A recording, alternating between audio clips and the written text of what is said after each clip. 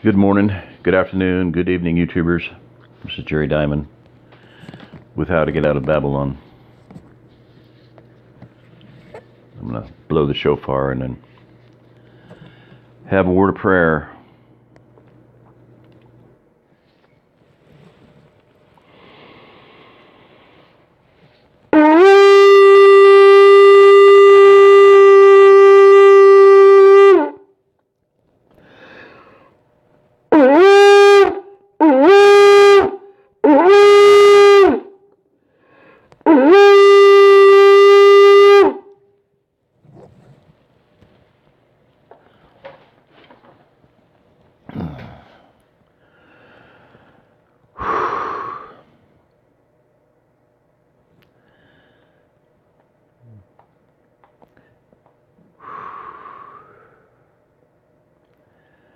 Father, it has been a lot of years.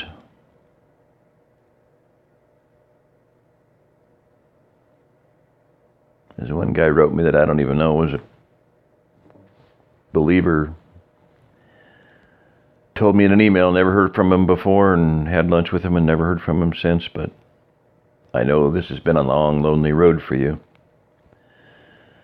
Father, you know my heart. You've known my heart from the day that you brought me to salvation. I've tried to seek your will, your ways. Tried to be a man after your own heart. You know my heart, Father. I believe, like Jeremiah, you knew me from eternity past. And I just pray, Father, that as I read this book for the second time through on video, that just give me the words to speak, and may it be a blessing to those who are able to endure listening to me read it. So, hallelujah. Just pray, Father, in Yeshua's name. Amen. Well, this is going to get into, it's a book. It's screenshot here like that. I think it was 60. I think I counted them. I flipped through all of them, counted them. About 60 pages. Book format, the way Lulu.com set it up and printed it out. It's 52, 53 pages, something like that. This is, I initially called it Eagle's Wings, and then I started doing research. About the time I went online and I started looking at that, and I was like, man, that just takes in so much. You know, there's hundreds and thousands, probably millions of groups and names and things out there. So, wings of an eagle. And one friend said, hey, that's good because it's going to take we working together to make this all happen, you know. So, for a while, that's the title of this book edition of it. They're all the same. You know, any books you see by me on Lulu.com, they're all the same, so don't waste your money buying another one. I just figured, hey, if it's free to publish it, and I called it a Housing for the New Millennium or something like that, and you know, a bunch of different names just to, you know, like I said, I was new to the internet, didn't know how to do anything, still don't, pretty much by and large. So, anyway, and then I started thinking about, well, ahead to the day when someday somebody's going to be sitting there at their computer and praying before they do a search, and, you know, what is the prayer going to be on their heart? You know, and so how to get out of Babylon. I wish I would have titled it How to Come Out of Babylon, because, you know, because that's what it says in Revelation. You know, the call is to come out of Babylon. So,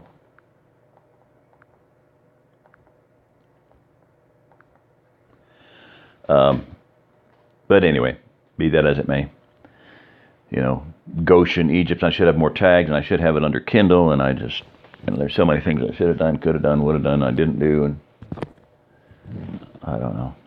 I just kept at it and kept doing what I felt I'd been given to do. So anyway, this is going to take in somewhat of what I have come to call, I started calling it my 100 bunny trail story, and that don't even begin to, take in all the bunny trails. So I started calling it my 1,000 bunny trail story. That might be how to do it. So I read this through. If you want to just hear me read the book through, go back through my videos to the beginning. I will start at the beginning. No, this is it. It's too long. I will sum up. Inigo Montoya, Princess Bride, and all that. But so if you want to hear me read it, and I really did my best. I read it pretty much. I said I'm going to read it through, and then I was going to go back and read it again. And as things turned out, life happened, divorce and whatnot. And I had gotten up to what at that time was chapter 6. And I don't even know if anybody can find the version of this, which was a PDF file. Elaine had done a birth for a couple, and they didn't pay her anything. And so the wife was able to do websites, and she set up a website for me in payment for the birth, How to Get Out of Babylon. And that was up for quite a while. It went up about 2006, maybe 2007.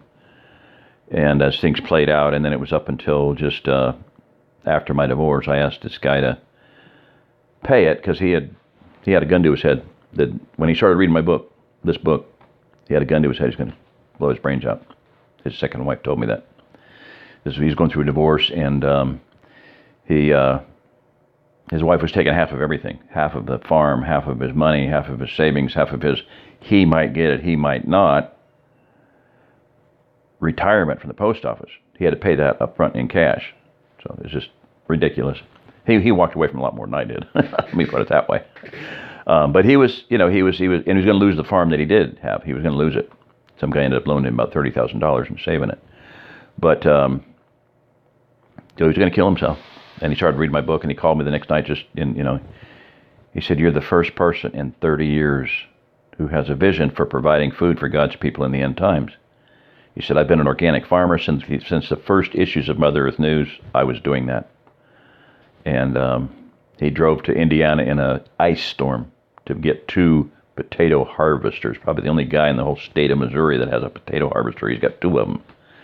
He has horse-powered brush hogs, and he has draft horses, and he has the two stalls that he built on his own sawmill to shoe them with and deal with them. So anyway, and he was getting, I think he said $2,700 a month retirement. Good amount of money. And he told me he would help me. He was gonna help support me, tithe, as long as I was doing God's work. So he did end up giving me $20 one time. But other than that, I figured, hey, what's the big deal? Could you pay for my website to keep it up so other people can find the book and read the book like you did? Nah, I don't want to. Can't afford it. So thanks. So it's not up anymore. It's not available readily. People can go to lulu.com and download it. People have been doing that and then sending me $20-25. So I'm going to read this, and it's going to be with comments, obviously. I'm sorry. But it's going to be my 100 bunny trail story. So, and a bunny trail would be, since I put this on, I'm not going to take it off, but this is a clip, and I just, kind of another image, of defense and whatnot. But I'll just say this. In the book Lights Out, there's a scene where they're topping a hill, and there's the highway shut down, bandits, ruffians, and they have it really well barricaded, and they have railroad ties. They're behind not only the vehicle, but railroad ties. They're behind barricaded railroad ties, 1-2 thick, whatever. And so they're shooting them with their 223s, the AR-15s, and maybe 308 here and there, and they're not making any headway. And so Gunny says, "Mark, spot for me." And he gets his Garand out, 8-round mags. Like I said, at Project Appleseed, This is the reason. Original Army qualifications training was designed for Garand, so you have your Ruger 1022, whatever. You have a mag with 2 rounds in it and a mag with 8 rounds in it. You fire 8 rounds, whatever. I think you fire 2, boom, drop the mag, fire 8, put the reload and fire 8, and you got to do it in a certain amount of time. So that's the reason for it. So Gunny has Mark's spot for him. Mark is the hero, Mr. Karate Man, and takes him out, because he has armor-piercing ammo and it goes right through the robo ties. That capability turns concealment. They were actually had cover. There's 2 things in shooting. There's concealment and cover. And the Garand with that ammo turns cover. They had good cover. They were behind railroad ties. They weren't. Then they had helmets on and everything. Turns cover into concealment. It was merely concealment. They knew they were there. They were hiding. They weren't hiding because they knew they were there. So they weren't being concealed. Where are they? I don't know. It doesn't make any difference. Bam, bam, bam, bam, bam. Dead, dead, dead, dead, dead, dead, dead. So anyway. So that's about it. So I'm going to just start reading, and I'm going to do, I don't know, maybe I'll just keep these at half an hour.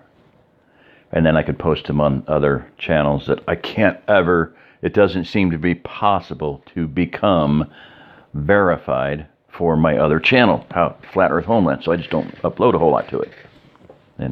Pain in the derriere. So, hey, I can actually see that thing. That's cool.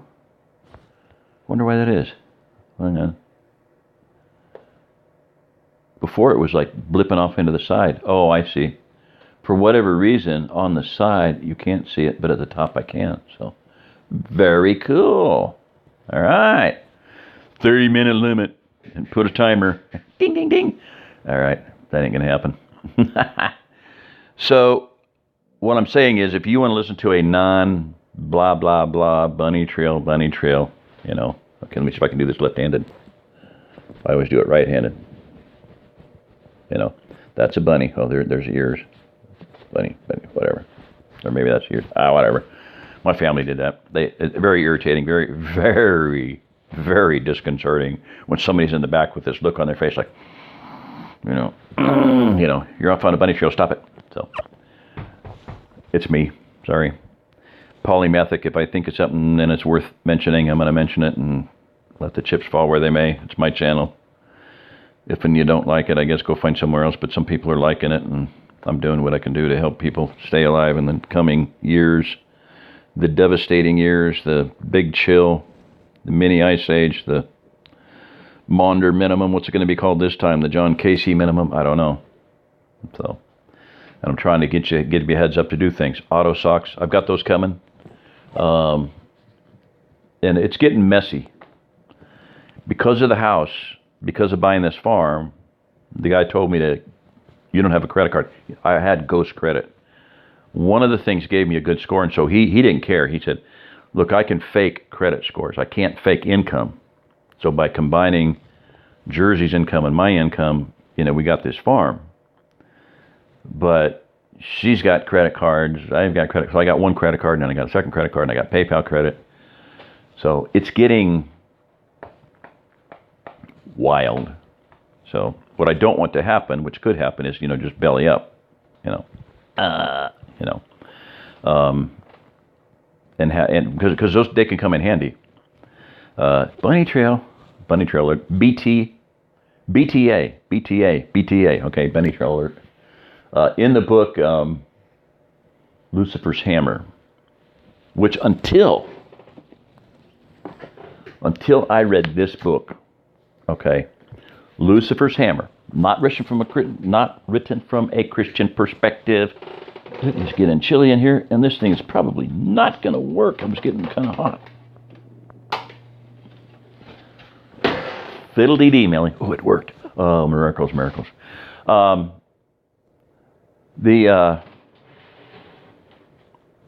Written by Jerry Purnell and Larry Niven.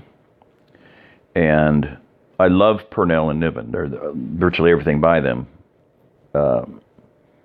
They wrote a lot of books together. Fallen Angels.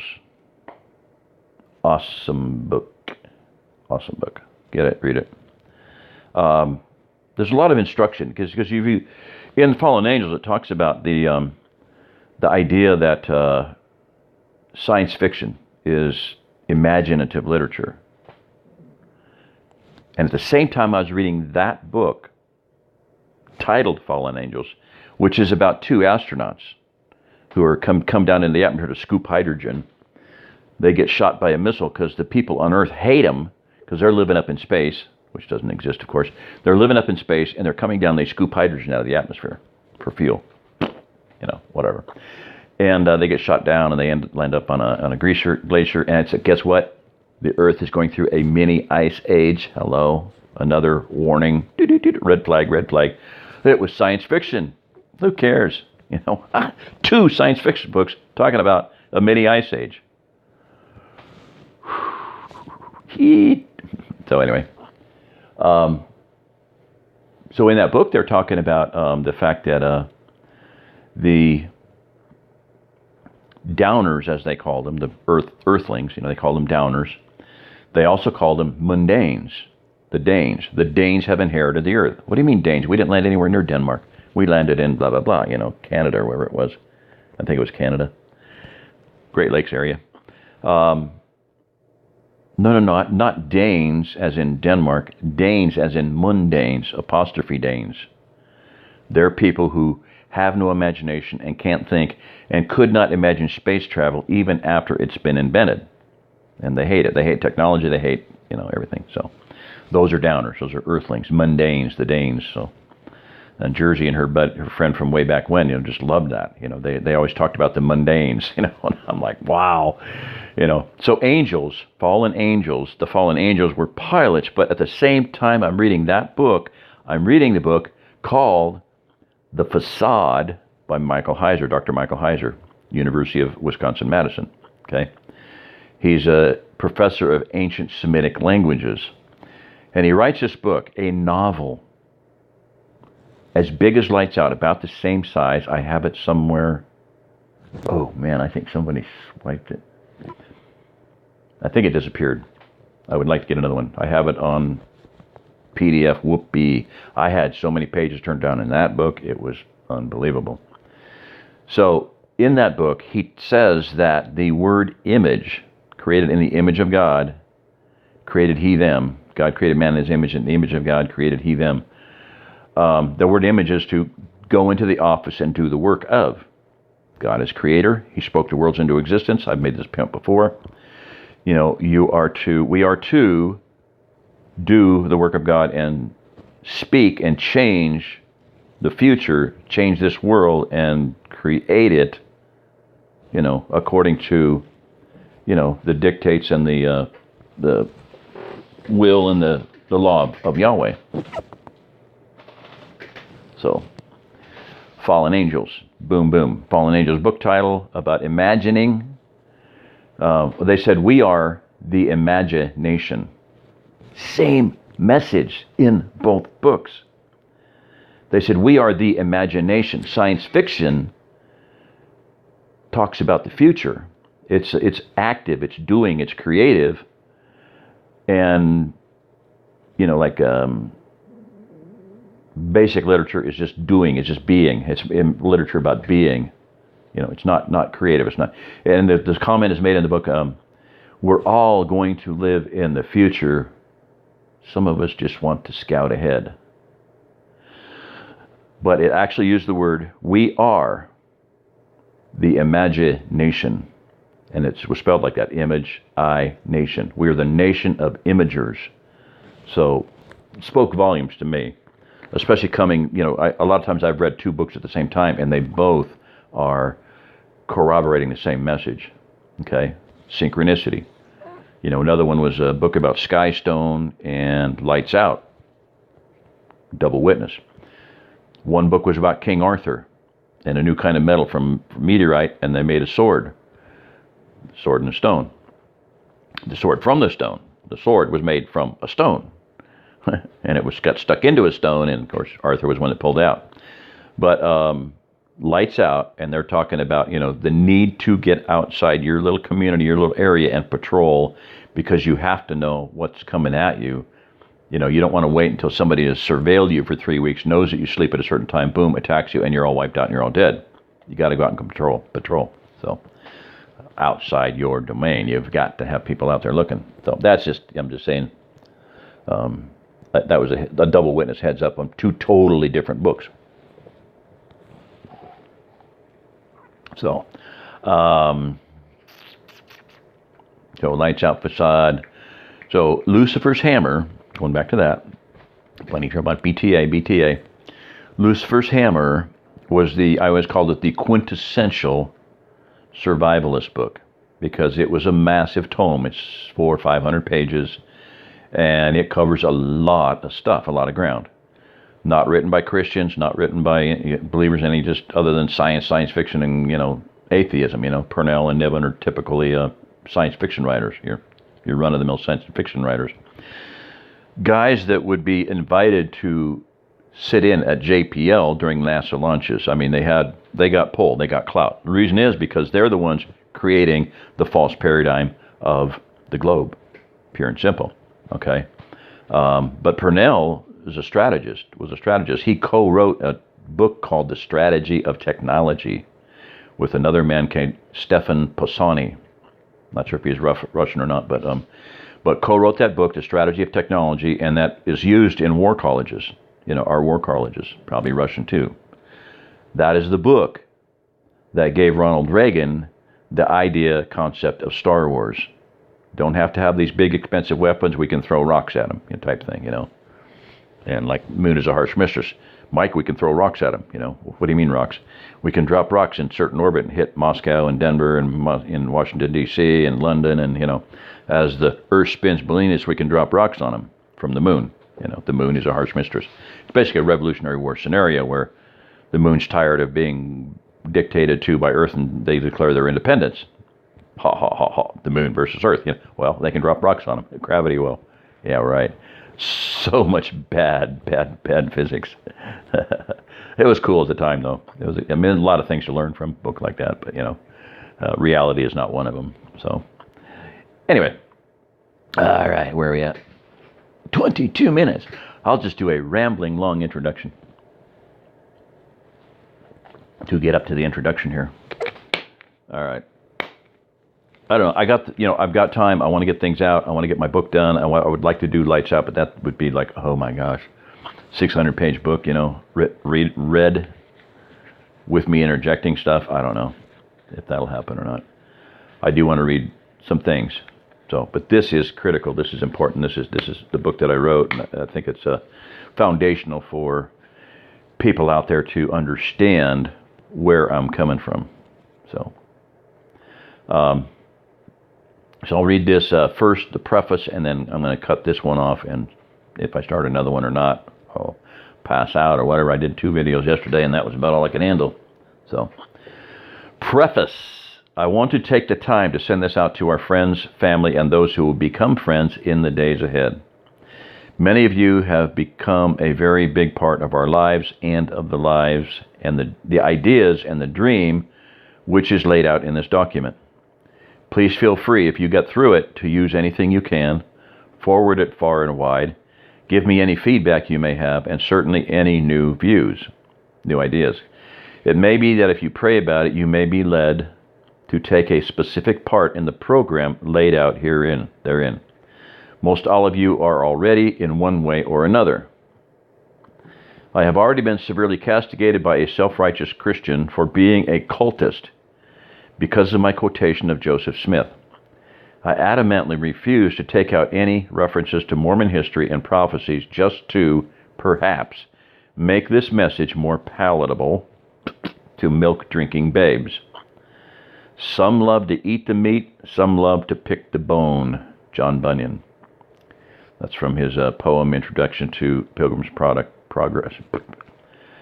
Refusing to consider ideas and practices just because they were thought of or used by a people you disagree with is foolish and arrogant. That would be like refusing to live in a yurt or a teepee because they were used by Mongolians or Indians. Okay?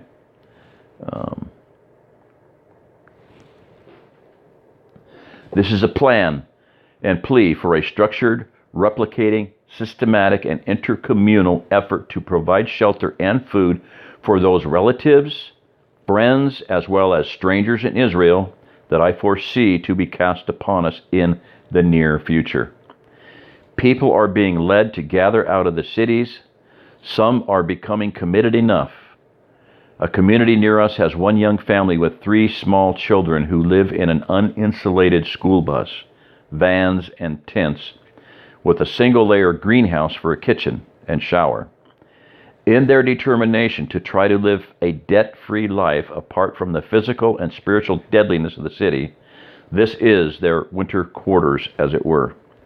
They hope to build a more livable home in the spring. We moved from Denver to Topeka, Kansas on $800 with no job lined up. I empathize with them totally. A friend moved to Missouri from New Jersey in a subcompact with no job, no housing, and a pregnant wife. It's happening. Wheresoever eagles gather, there the body is. Listen to the Father as to where you are to be. Okay? So, there is the half an hour introduction. So, I will leave it at this and not blather on anymore. All right. This is Jerry Diamond with How to Get Out of Babylon, the book, How to Get Out of Babylon, not just me talking. So, thank you. Hope this works out. I hope I can help some people clarify some thinking about a lot of things, and this is going to be a journey. Reading this is going to be a journey. It's going to be big. As far as my time goes, it's going to be big, and I hope that it'll help and be a blessing to people. So, thank you. Appreciate your support, your prayers especially. Any support would help out. I'm trying to do a lot of stuff, and I believe money is going to start coming in. It has to, So, this is Jerry Diamond. If you're listening to this, you are the remnant. 27 minutes. I'll just say, one time a guy called me and asked me, one of the questions he asked me among others was, is there an amount of money that you think that you're going to, come into or be blessed with? And I said, yeah, there is. He said, how much is it? And I said, 18 million. He goes, do you believe you're going to get it? And I goes, oh, yeah. If I don't, I said, yes, absolutely. If I don't, a lot of people are going to die. So that's a long story, and I've covered some of it before, but, 12 million anyway, because 12 million was a deal. Do the math. For those of you that remember that one. Oh, so there's been indications that the seed is going to produce. The seed. Seed is important. Invest in the future. Invest in seed. Invest your seed in something other than your own life. Because if you don't take the seed and bury it in the ground and allow it to die, you will never be blessed with more seed, i.e. money. So, there you go. Amen and hallelujah.